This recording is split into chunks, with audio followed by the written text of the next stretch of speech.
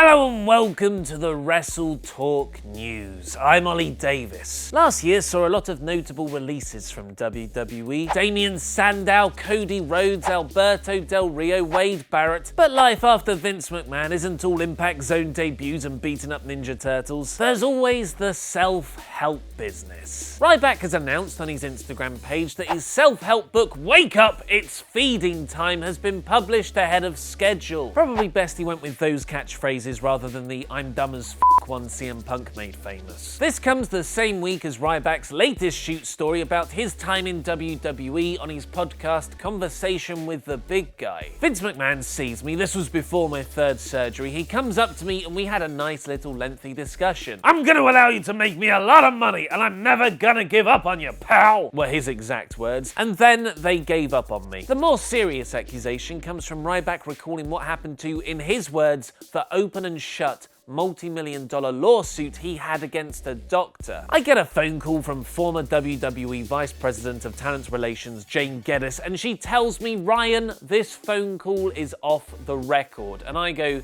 "Okay." And she goes, "Do you want your standing in this company to remain good? Do you want your push to continue? We need you to drop the lawsuit against Dr. Hershevich immediately." So WWE threatened to stop Ryback's push unless he didn't drop a lawsuit, which Ryback says he did, but they stopped pushing him anyway when the case's statute of limitations was running out. Maybe he would have been better off going to TNA, which not only now officially has new owners, with Anthem Sports and Entertainment having a definitive agreement to acquire a majority interest of TNA Impact Wrestling, but also no more Dixie Carter, who has finally stepped down from a position of power. The new owners aren't expected to make any major roster changes for this week's batch of tapings, but PW Insider are reporting that the promotion are once again in talks with former WWE champion Alberto Del Rio. Del Rio reportedly talked to TNA as soon as he was released from WWE back in September, but the negotiations broke down. Now it seems the two sides are trying to work out a deal despite the controversy that follows Alberto wherever he goes. Even Austria, where Del Rio was arrested last Friday for a nightclub brawl, which resulted in him reportedly hospitalizing two people, one of which being his brother. Maybe his old, oddly paired Mex-American manager Zeb Coulter can help him out. Known as Dutch Mantel outside of WWE, PW Insider are also reporting rumblings that TNA want to bring him onto their management team, presumably for creative. Mantel is widely credited for the booking success of TNA's Knockouts division in its mid-noughties heyday. It's time to use the power of WrestleTalk for good. The Puerto Rican wrestler Mr. 450 has suffered a severe knee injury and desperately needs to cover the medical bills. He was most recently seen on WWE's 205 Live, and WrestleTalk's man in Puerto Rico, Jason Vega, told me Mr. 450 has been forced to sell all his ring gear except for 2 sets